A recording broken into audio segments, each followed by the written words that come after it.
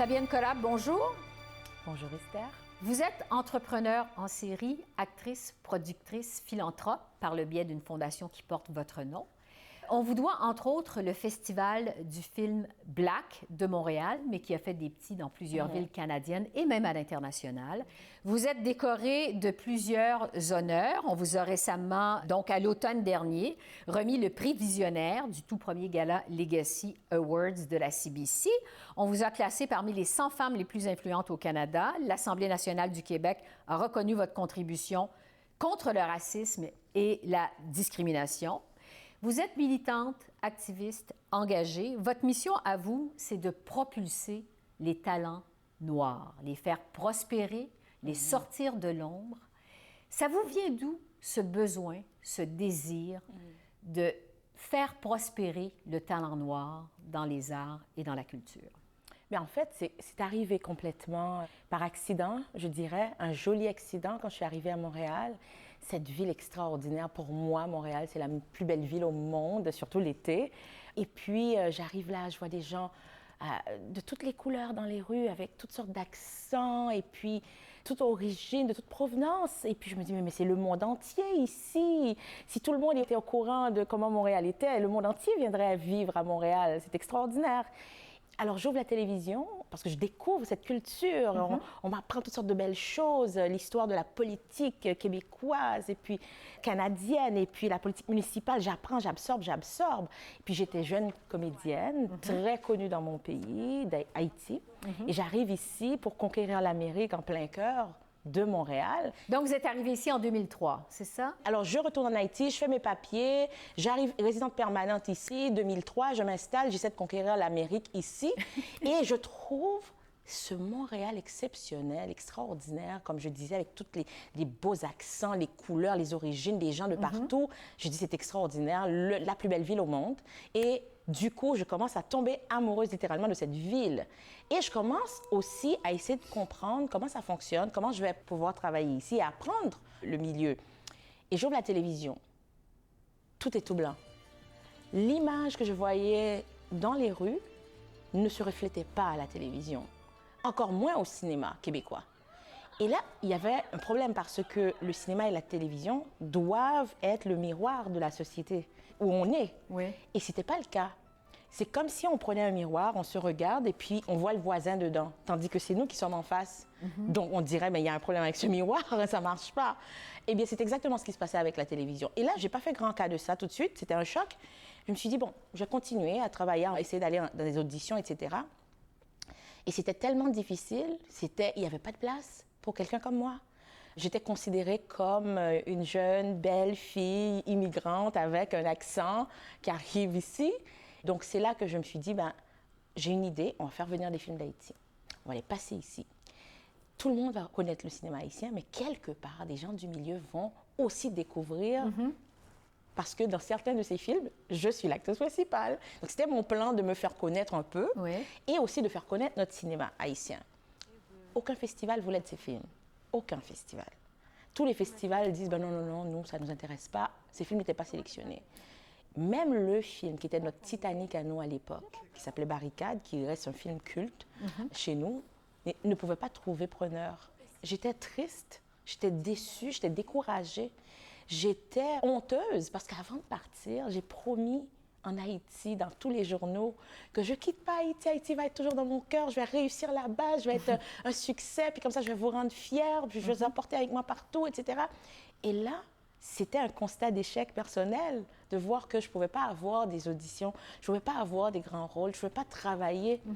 Et là, qui était ma dernière carte de passer les films, ici, ça ne marchait même pas.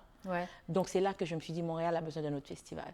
Et c'est là que vous avez fondé le festival du film Black de Montréal. À l'époque, c'était le festival du film haïtien de Montréal, qui était le premier projet de la Fondation Fabienne Collab qu'on a créé parce qu'on voulait une organisation à but non lucratif qui était très, très, très forte pour porter ces projets-là. Qui est devenu le Festival du film Black. Qui est devenu 5 ans plus tard le Festival du film Black, qui s'est ouvert Oui. et qui est devenu bilingue, qui est devenu le plus grand festival du genre au Canada. Parce que là, c'est présenté dans plusieurs villes canadiennes, ce festival. Ce festival-là a permis à chaque grande ville canadienne d'avoir leur propre festival du film Black.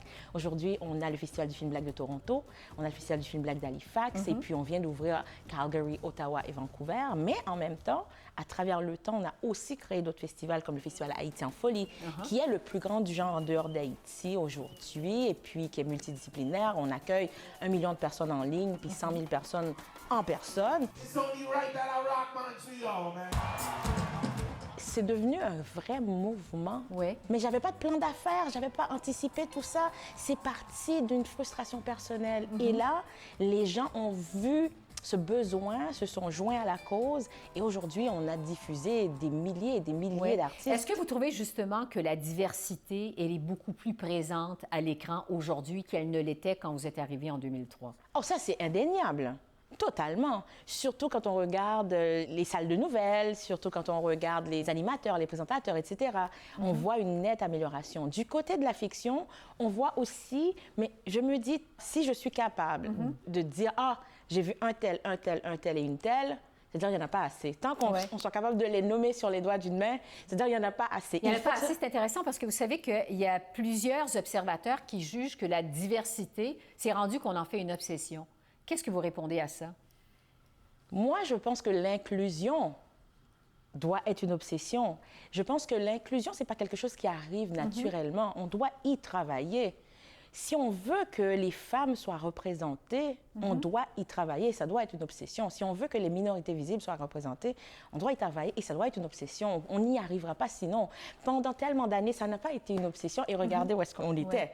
Donc, c'est la seule façon de s'en sortir. Et puis, une obsession, si c'est pour une bonne cause, si c'est pour arriver à la parité, si c'est pour arriver à l'inclusion massive, des gens qui n'ont jamais eu la voix au chapitre, qui n'étaient pas représentés, c'est une belle obsession. Je vais vous entendre sur le wokisme, ce mouvement dont on parle beaucoup par les temps qui courent et qui nous arrive des États-Unis, né dans la foulée de la mort de George Floyd, et qui fait qu'on est devenu plus éveillé aux causes de justice sociale et au racisme. Qu'est-ce que vous pensez, vous, de ce mouvement, le wokisme? Moi, je pense que c'est un mot qui a été un petit peu galvaudé.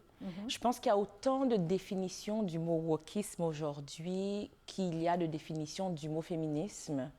Je pense que les gens bien intentionnés, qui sont du bon côté de l'histoire, ça veut dire les gens qui se mettent sur la ligne de front aux côtés des plus démunis, des plus faibles et de ceux qui n'ont pas de voix pour se battre pour l'équité et la justice sociale, trouvent que c'est un mouvement extraordinaire. Puis se fout complètement de ce que d'autres pensent, parce que l'idée, c'est de faire avancer les choses dans la bonne direction. Ceux qui ont d'autres agendas ont tenté de galvauder le mot et de lui donner des définitions qui n'ont rien à voir avec ce que c'est vraiment. Tout comme il y a des gens qui ont pris un malin plaisir au fil des ans, à diaboliser le mot féminisme aussi. Donc, moi, je pense que l'idéal, c'est de ne pas seulement s'arrêter à est-ce que c'est du wokisme, est-ce que c'est ça le wokisme, qu'est-ce que c'est que le wokisme, etc., d'aller au-delà de ça. Est-ce qu'on veut une meilleure société? Est-ce qu'on veut une société juste, équitable, inclusive, qui donne la place à tout le monde? Ben, c'est ça, ben, travaillons là-dessus. Ça m'amène à vous parler du racisme systémique, parce que, bon, on sait qu'au Québec, le gouvernement au pouvoir nie l'existence de ce phénomène du racisme systémique. Systémique, c'est relatif à un système dans son ensemble. Est-ce que l'ensemble du système de l'éducation, du système de la santé est raciste? Moi, je pense que la réponse, c'est non. Il l'a fait également dans la foulée de la mort de Joyce Echaquan, cette Atikamekw qui est morte dans des circonstances révoltantes dans un hôpital de Joliette, au Québec. Malgré tout, le gouvernement continue à nier l'existence du racisme systémique. Est-ce que vous pensez qu'il y a du racisme systémique au Québec? Le racisme systémique existe dans toutes les sociétés occidentales. Donc, c'est un peu partout. C'est pas propre au Québec. Et moi, je dis souvent, les Québécois sont les gens les plus ouverts que j'ai eu à côtoyer de toute ma vie. Puis j'en suis une Québécoise haïtienne aujourd'hui et fière de l'être. Mon mari blanc, je lui dis tous les jours, toi, tu es Québécois de vieille souche, moi, je suis Québécoise de nouvelle souche. Puis on rit là-dessus. Puis, je veux dire, on a tous des biais inconscients. Le racisme existe partout sur la planète. Ça peut se manifester différemment d'un pays à l'autre, d'une civilisation à l'autre. Mais le racisme systémique, mais mon Dieu, c'est présent. Donnez-moi un exemple de vous, de la façon dont vous avez vécu le racisme systémique. Je pense que beaucoup de gens vont se retrouver quand ils vont cogner à une porte ou appeler pour un appartement, puis qu'on décèle un accent, puis qu'on leur dit que ça. moi, je n'ai pas vécu ça. J'ai eu la chance de ne pas l'avoir vécu. Toutefois, je connais beaucoup de gens, dès qu'ils ont un accent différent, au téléphone, eh bien, l'appartement, du coup, est déjà loué. Ou ils arrivent et c'est pas eux qui vont avoir l'appartement, c'est sûr et certain. Beaucoup de gens, parce que leur nom, c'est Mohamed ou d'autres choses, c'est pas leur CV qui va se retrouver en haut de la pile non plus. Quand c'est la personne qui est minorité visible qui est payée moins cher, quand c'est la personne qui est minorité visible qui n'aura pas la promotion, quand c'est la personne qui est minorité visible qui n'aura pas l'appartement, ou qui... tout ça, ça fait partie du racisme systémique. Je vais vous dire un cas qu'on a vécu, nous. À la Fondation Fabienne Colas, nous avons tous ces festivals-là partout à travers le monde et surtout au Québec où nous avons plusieurs événements, activités et des programmes aussi de mentorat parce qu'on veut former la relève du cinéma Black au Canada pour que notre industrie puisse en avoir plus de réalisateurs, puisse en avoir plus de producteurs, etc. Donc, on met énormément de fonds et d'énergie là-dessus, surtout grâce à nos partenaires comme Netflix, la Banque nationale, Téléfilm Canada, la Sodec, etc. Et là, pendant tellement longtemps et jusqu'à aujourd'hui, on se bat pour dire à beaucoup de décideurs, ben, à impact égal, on veut un financement égal, puisque le gouvernement canadien, notre système a décidé que la culture, c'était une priorité et de le financer à même les fonds publics. C'est pas juste pour nous, c'est tout le monde, c'est partout. Donc, on se dit, si j'ai le même impact, si j'offre les mêmes indicateurs, pourquoi je dois mériter un financement plus petit? Vous savez que par le passé, pas maintenant, personne ne le dirait aujourd'hui, mais j'ai eu à vivre des gens qui nous ont dit « Ah, je regarde les photos de tel festival que vous faites, je vois qu'il y a une majorité de gens noirs, donc ça a l'air communautaire votre affaire. Nous, c'est du mainstream. Qu'est-ce que c'est que le mainstream? Il faudrait que tout le monde soit blanc sur la photo. » Et ça, c'est des choses qu'on n'entendrait pas aujourd'hui, mais je l'ai vécu, ça. Je l'ai vécu, ça. Et donc, quelqu'un qui dit que le racisme systémique n'existe pas, c'est vraiment quelqu'un qui ne le vit pas et qui est très loin des gens qui le vivent tous les jours. Et je pense que c'est une occasion manquée pour le gouvernement parce qu'au lieu de passer beaucoup d'énergie à dire qu'il n'existe pas, c'est plutôt de dire, ben, vous qui pensez que ça existe, venez m'expliquer. Qu'est-ce qu'on peut faire pour le changer? Parce que c'est inacceptable. Moi, je me serais attendue à ce genre de réaction de notre premier ministre. Vous êtes immigrante. Je vais vous ramener à la campagne électorale au Québec. L'immigration a donné lieu à des propos controversés. Le premier ministre du Québec a dû s'excuser pendant la campagne électorale d'avoir fait un amalgame entre immigration et violence. Les Québécois sont pacifiques. Hein? Ils n'aiment pas la chicane, ils n'aiment pas les extrémistes, ils n'aiment pas la violence. Donc, il faut s'assurer qu'on garde ça comme c'est là. L'immigration, c'est une richesse pour le Québec. Et j'ai jamais voulu associer l'immigration et la violence. Son ministre de l'Immigration a dit des faussetés par rapport à l'immigration, que 80 des immigrants qui viennent s'installer au Québec, s'installent à Montréal, ne travaillent pas. Monsieur Legault a aussi dit devant la Chambre de commerce que ce serait suicidaire de faire entrer plus d'immigrants au Québec. Si on augmentait le nombre d'immigrants alors que le français est en déclin, bien, ça serait un peu suicidaire pour le français. Donc, moi, je pense que tout le monde comprend ce que ça veut dire, là. Comment avez-vous réagi quand vous avez entendu ces paroles? Penser qu'il peut tenir ces genres de propos, moi, je pense que c'est complètement cohérent avec le gouvernement que nous avons. C'est un gouvernement qui a été très cohérent par rapport à tout ce qu'ils disent, hein? Parce qu'au départ, il n'y a pas de racisme systémique, donc du coup, voilà, tout est dans tout, en fait. J'étais très déçue, comme beaucoup de gens de la population, que ce soit des gens qui viennent de l'immigration ou pas. Je pense qu'il y a eu quand même un effet incroyable de solidarité, mais en même temps, c'est de l'ignorance, parce que moi, les immigrants que je côtoie, je regarde des grandes réalisations au Québec, mais mon Dieu, il y a beaucoup de gens qui ne sont pas nés au Québec ni au Canada qui ont fait ça. Je regarde des gens qui nous représentent à l'Académie française, c'est-à-dire le Québec est assis en ce moment à l'Académie française et Haïti avec Daniela Ferrière. Je regarde Michaël Jean, je regarde les exemples, je pourrais vous en citer tellement. La première greffe de moelle osseuse au Québec, c'est fait par une docteure Yvette Bonny, qui est une femme d'origine haïtienne. Je veux dire, l'immigration, c'est extraordinaire. C'est beaucoup de cerveaux que le Québec a la chance d'accueillir. Il faut en faire quelque chose. Il faut en être fier. Et quand un ministre véhicule ces genres de fausseté, qui ne s'assoit sur rien, c'est comme si nous sommes tous des gens sur le bien-être social, 80% de nous. Mais c'est impensable. C'est impossible. Donc, je trouve que c'est révoltant, je trouve que c'est dommage. Et l'autre sujet, je pense que M. Legault voulait défendre la langue française en disant que prendre plus d'immigrants, ce serait suicidaire. Oui, c'est ça, sur la langue. Alors, moi, ce qui m'étonne dans tout ça, si on veut défendre le français vraiment, si les immigrants étaient tellement une menace aux Français, pourquoi alors on ne dirait pas, alors envoyez-nous que des immigrants des pays francophones? Parce que nous avons les pays de la Caraïbe, comme la Guyane française, comme Haïti, comme Martinique, comme la Guadeloupe. Alors, il n'y aurait pas de menace. Nous avons tous les pays d'Afrique francophone. Il y en a 200 millions de francophones en Afrique. Ben, envoyez-les-nous. Donc, le français serait à l'abri.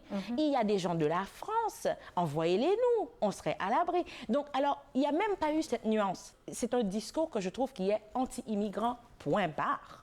Est-ce que vous pensez que Québec va avoir à reconstruire des ponts avec les communautés culturelles?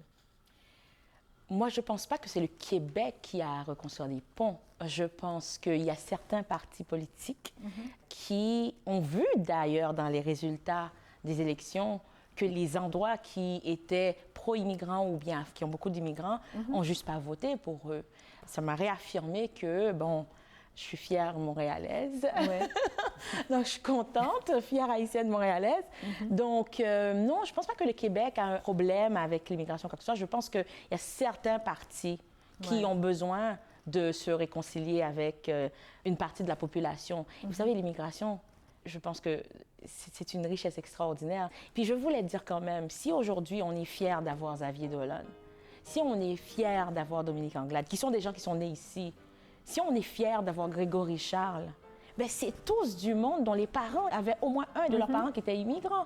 Xavier Dolan, c'est quand même le fils aussi d'un Égyptien, Manuel Tadros. Il faut qu'on pense à tout ça, là. C'est lourd, qu'est-ce que ce gouvernement véhicule. L'immigration, c'est une chance. L'immigration, c'est une opportunité. Et puis, il faut qu'on s'en serve. Il faut qu'on l'utilise comme levier pour continuer à créer de la richesse au Québec pour tout le monde. Le Québec est tellement riche, il y en a pour tout le monde et puis on est ensemble là-dedans. Tout ce qu'on veut, c'est une seule chose, comme on dit, remporter la Coupe Stanley, puis on est dans la même équipe. Par le biais de votre fondation, vos festivals, vous avez rencontré des personnalités vraiment très nombreuses sur la scène internationale. Je pense notamment à Barack et Michelle Obama, Harry Belafonte, Oprah. Est-ce qu'il y a une personnalité qui vous a particulièrement inspiré, vous, Fabienne Collant? Ils sont tellement nombreux. En effet, c'est sûr et certain que je ne peux pas passer sous silence. Rencontrer Barack Obama, c'était... et Michelle Obama et Oprah, évidemment, tous ces gens-là, c'était vraiment... Vous avez fait du bénévolat, je pense, dans la campagne de Barack Obama. Comme beaucoup de gens à travers le monde entier, hein, je n'étais pas la seule, mais c'était important parce que moi, la majorité de ma famille se trouve aux États-Unis. Mon grand-père a vécu plus de 40 ans aux États-Unis jusqu'à sa mort. Mes tantes, mes oncles, mes cousins, mes cousines, mon frère, mes neveux sont tous aux États-Unis. Donc, pour moi, la campagne américaine, quand Barack Obama était candidat, c'était très personnel. C'était l'avenir de ma famille aussi, et de mes amis et de la planète. Donc ça, c'était très important, ce symbolisme-là, de voir que, waouh, on peut triompher contre tout. On peut triompher contre tout. Donc c'est ça que ça voulait dire pour moi. Par contre, il y a quelqu'un qui était l'un des invités d'honneur de notre festival du film Black de Montréal en 2012. C'était Harry Belafonte. Et Harry Belafonte, c'est un, pour ceux qui ne savent pas, c'est un activiste des Oui. droits civiques, qui a marché aux côtés de Martin Luther King, qui a ouvert les portes pour le pasteur King à l'époque, le révérend, parce qu'il n'était que pasteur au début, qu'il n'avait pas de visibilité. Et Harry Belafonte, c'était la star. Oui. C'était la personne qui avait son talk show, qui était musicien, etc., et qui était l'ami de Sidney Poitier, de Marlon Brando, de Charlton Heston. Donc lui, en fait, il a ouvert la porte à tous ces gens-là pour venir supporter Dr. King. Donc, il a fait énormément pour le mouvement Absolument, noir aux États-Unis. absolument. Dr. Ouais. King n'était pas suivi au départ. Quand il parlait de ça, il avait sa congrégation, ils avaient les Noirs avec lui. Mais le mainstream media n'était pas là quand il faisait des déclarations, quand il devait parler. Alors, qu'est-ce qu'il a fait, Harry Belafonte? Il a dit, OK, on va réunir tout Hollywood qui croit en la cause. Et puis là, tout à coup, on voit des Marlon Brando, Charlton Heston, Sidney Poitier, tout ce beau monde-là ensemble, à côté du Dr. King. Qu'est-ce que vous pensez? Alors, tous les médias sont venus et c'est comme ça que ça a aidé à propulser le message. Donc, ça a été une aussi. belle rencontre pour vous de rencontrer Harry Belafonte. Ça a été quelqu'un... C'était le summum, c'était incroyable. Et c'est quelqu'un aussi qui m'a donné la force de mes convictions. Parce que je me rappelle, on était en train de lui parler, on était en train de manger ensemble avant la soirée de l'hommage qu'on devait lui faire. Et puis, il était avec sa femme, moi j'étais avec mon mari aussi. Et puis là, il m'a dit, est-ce que vous avez invité telle personne à l'hommage de ce soir? Et là, je me sentais toute mal parce que je me dis, Monsieur Belafonte, c'est parce que cette personne-là est un petit peu controversée, puis on ne voulait pas que ça enlève rien, puis, mais c'est une bonne personne, je l'aime beaucoup, mais c'est juste qu'il y a beaucoup de controverses autour de cette personne-là, donc j'ai préféré ne pas l'inviter de peur que les médias ou les gens pensent quelque chose. Il m'a regardé, il m'a dit, c'est ton festival, tu l'as créé, OK? Et tu décides de qui tu veux inviter quand tu veux. Whatever feels right for you and to you, you do it, quel que soit ce que les gens disent. Il m'a enlevé un poids sur les épaules, il m'a ouvert la porte à me tromper, à prendre des décisions qui étaient en lien avec mes convictions. Ouais. Et c'est depuis lors, tout ce que j'ai à faire et à dire et les positions que j'ai prises, c'était pas parce que qu'est-ce que les gens vont penser, etc. C'était qu'est-ce que moi je pense. Évidemment, je demande conseil, évidemment, j'ai une bonne équipe autour de moi, mais au bout du compte, c'est fini ces affaires de « Ah, qu'est-ce qu'ils vont penser, qu'est-ce qu'ils vont pas penser ?» Donc ça, c'était un cadeau qu'il m'a donné, en fait. Donc, ça a été une rencontre visiblement marquante. Vous êtes, Fabienne Collant, bon, une militante, une personne passionnée, une personne engagée qui œuvre à faire changer les choses. Je vous écoute et je suis surprise que vous ne vous soyez jamais présentée en politique. Est-ce que vous y avez déjà pensé? On m'a déjà demandé, on m'a déjà invité. Plusieurs partis différents m'ont approché. Par contre, je pense que le travail que je fais en ce moment, je ne dis pas jamais, on ne sait pas de quoi demain sera fait, mais en ce moment, je sens que j'ai besoin d'être là où je suis. Et je suis très contente d'ailleurs de faire ce travail, qui est un travail très difficile, mais tellement gratifiant et payant parce que c'est pour changer toute une industrie, c'est pour aider à changer toute une société en amenant de l'inclusion massive. Mes artistes ont besoin de moi, mes équipes ont besoin de moi. L'industrie, je sens que j'ai encore ma petite part à apporter. Oui, donc la politique, pas pour maintenant. Non, pas tout de suite. Qu'est-ce que vous avez pensé de Dominique Anglade? Parce que Dominique Anglade, comme vous, elle est d'origine haïtienne. Elle est née ici, mais d'origine haïtienne. Bon, elle est chef du Parti libéral du Québec. On l'a beaucoup vue au cours de la dernière campagne électorale. Qu'est-ce que vous avez pensé de sa performance? Trouvez-vous qu'elle a été traitée à sa juste valeur? Alors là, c'est sûr que, étant une femme descendant de l'immigration de deuxième, troisième génération, une femme noire, il faut le dire, une femme point, c'est sûr qu'elle n'aurait pas eu le traitement réservé aux hommes, ça c'est sûr et certain. Et ça, tout le monde le sait. Je veux dire, elle n'était pas naïve non plus, elle savait qu'elle n'allait pas être traitée au même niveau que ses collègues hommes masculins. Le Parti libéral du Québec doit opérer un renouvellement de son offre politique, mais aussi de sa façon de faire de la politique. Et on n'a pas le luxe d'être miné par des intrigues internes dont les Québécois n'ont que faire. En conséquence, ayant à l'esprit les intérêts du Québec et le bien du parti, j'ai informé le président du parti ce matin de ma démission à titre de chef du Parti libéral du Québec. Mais j'étais fière de voir justement qu'elle a ouvert la porte et qu'elle est allée, qu'elle a donné tout ce qu'elle pouvait. Elle était authentique, elle était juste, elle était très efficace, je trouvais, avec ce qu'elle défendait, sa proposition politique, etc. Et je pense que ça a donné des ramifications d'espoir à d'autres femmes, des femmes de tout horizon qui, finalement, c'était pas si mal que ça, je trouve. C'était pas si terrifiant. C'est terrifiant l'idée de dire que, oh, mon Dieu, une femme, etc. Mais elle a ouvert la voie.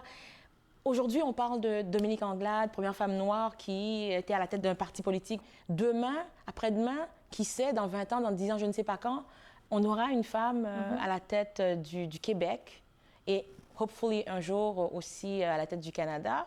Mais je pense que ça fait des petits, ça donne espoir. Donc, elle a ouvert, Ah oui, absolument. pavé la voie, ouvert Totalement, totalement. Puis on doit remercier des gens comme ça, de permettre à d'autres qui viennent, des jeunes, de dire « Oh my God, si elle est capable de faire ça, moi aussi peut-être que j'aurai une chance. » Qu'est-ce qui vous reste à accomplir, vous, Fabienne Collat? Parce que, bon, vous êtes visiblement passionnée par ce que vous faites, vous semblez débordante de projets, très volontaire. Qu'est-ce qui vous reste à accomplir? Mon plus grand rêve, c'est pas juste un rêve, c'est un objectif, puis on y travaille très fort, c'est de permettre à notre milieu cinématographique et télévisuel, eh bien, d'avoir des talents de la diversité prêts à travailler. Ça veut dire d'aider à produire, ce serait ambitieux de dire produire, mais d'aider à outiller la relève noire du cinéma, de la télévision, pour que, quand Radio-Canada, CEPAC, ou bien CBC, ou bien TVA, Nouveau, ou bien CTV, peu importe, Global, quelle que soit la chaîne de télévision, francophone, anglophone, dit « OK, on veut embaucher des réalisateurs de la diversité noire. On veut avoir des producteurs, des scénaristes, etc., qui en trouvent un plus grand nombre où ils peuvent choisir. » Pour l'instant, eh bien, vu que c'est un milieu malheureusement très fermé, où il n'y a pas eu beaucoup d'ouverture et donc, conséquemment, pas beaucoup de gens peuvent trouver du travail quand tu es de la diversité. Donc, beaucoup de gens s'orientent ailleurs. Moi, je veux ramener beaucoup de talents pour qu'on ait cette masse critique de talents et qu'il y en ait plus, parce qu'il faut de la diversité devant l'écran, à l'écran, mais il faut aussi beaucoup de diversité derrière la caméra, que ce soit les recherchistes, les producteurs, les scénaristes, les réalisateurs, etc. Parce que ça, c'est encore même plus important et autant important. Pourquoi? Dépendamment de qui est en train d'écrire la prochaine télésérie, dépendamment de qui est en train de produire le prochain film, dépendamment de qui réalise, ça va avoir un impact direct sur qui va être choisi pour jouer le rôle. C'est quoi l'angle de l'histoire? C'est quoi les collaborateurs qu'on va amener en place? Parce que c'est un milieu où les gens ont tendance à embaucher les mêmes gens qu'ils connaissent, avec qui ils ont des affinités. C'est pas parce qu'ils sont comme « Ah, faisons du racisme systémique, on n'embauche personne. » C'est pas tant ça. C'est une question de... C'est un milieu où tout le monde se tient ensemble. Donc, si on ajoute de la diversité, eh bien, on va ouvrir un peu plus le nombre de collaborateurs potentiels qu'on ne connaît pas, avec qui on n'a pas encore travaillé. Donc ça, c'est un rêve extraordinaire et c'est pour ça que nous venons de signer avec le gouvernement fédéral. On a reçu une aide de 3 millions de dollars pour ouvrir un institut qui s'appelle FestWave, l'Institut FestWave, qui va s'atteler à ça, pas seulement au Québec, mais partout au Canada, pour aider vraiment à mettre plus de programmes de mentorat, pour former, outiller la relève du cinéma et de la télévision. Donc, vous revenez vraiment à votre cause qui vous tient à cœur depuis vos tout débuts. Fabienne Collat, on va continuer à vous suivre. Merci beaucoup. Merci beaucoup à vous.